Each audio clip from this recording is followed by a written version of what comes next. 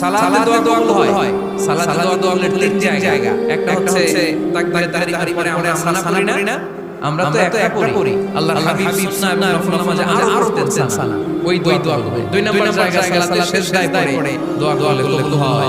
আকরাম মা ইয়াকুলু আল আবদু মির রাব্বিহি ওয়া সাজিদ ফাকফিরু ফিহি দুআ।